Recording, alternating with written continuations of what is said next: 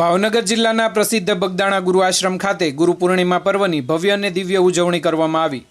વહેલી સવારથી જ હજારોની સંખ્યામાં ભક્તો ગુરુ આશ્રમ ખાતે ઉમટી પડ્યા હતા। સમગ્ર આશ્રમ બાપા સીતારામના જયનાથથી ગુંજી ઉઠ્યું હતું। ગુરુ પૂજન, ધ્વજારોહણ, મહાપ્રસાદ સહિતના વિવિધ ધાર્મિક કાર્યક્રમોમાં શ્રદ્ધાળુઓએ ઉત્સાહભેર ભાગ લીધો હતો। ગુરુ પૂર્ણિમાના પાવન અવસરે સૌરાષ્ટ્રના પ્રસિદ્ધ બગદાણા ગુરુ આશ્રમમાં ભક્તોનું ઘોડાપૂર જોવા મળ્યું હતું। વહેલી સવારથી જ હજારો શ્રદ્ધાળુઓ બાપાના દર્શન અને ગુરુ પૂજન માટે પહોંચ્યા હતા। મંગળા આરતીથી કાર્યક્રમોની શરૂઆત કરવામાં આવી હતી। દિવસભર ગુરુ પૂજન, ધ્વજારોહણ, ભજન કીર્તન અને મહાપ્રસાદ સહિતના વિવિધ ધાર્મિક કાર્યક્રમો યોજાયા હતા। શ્રદ્ધાળુઓની સુવિધા માટે 7,000થી વધુ સ્વયંસેવકોની ટીમ સેવા માટે ખડેપગે તૈનાત રહી હતી। મહાપ્રસાદમાં અંદાજે 5,000 કિલો લાડુ તેમજ 7,000 કિલો ગાંઠિયા અને 10,000 કિલો શાકભાજીથી તૈયાર કરાયેલા ભોજન પ્રસાદનો હજારો શ્રદ્ધાળુઓએ લાભ લીધો હતો।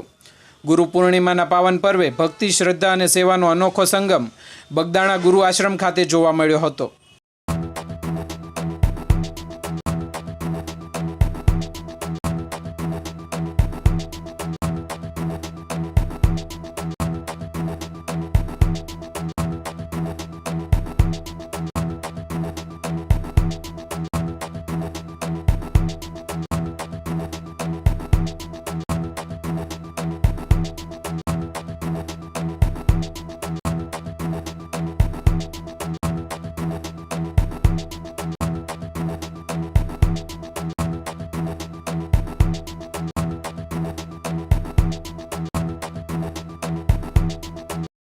बापा सीताराम।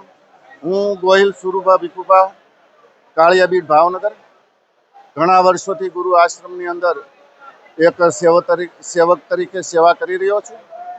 आजे गुरु पूर्णिमानो पावन अने पवित्र दिवस गुरु आश्रमनी अंदर खूब ज धामधूमथी भक्तिमय वातावरणनी अंदर उजवाशे।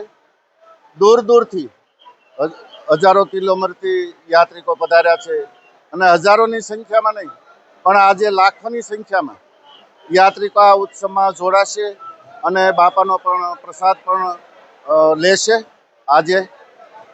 અને આજના આ ઉત્સવના કાર્યક્રમો આ પ્રમાણે છે। સવારમાં 5 વાગે મંગળા આરતી થશે।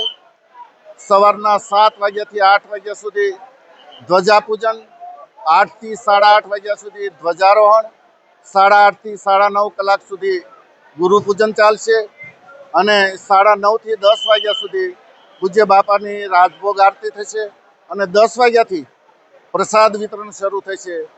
બાપા સીતારામ।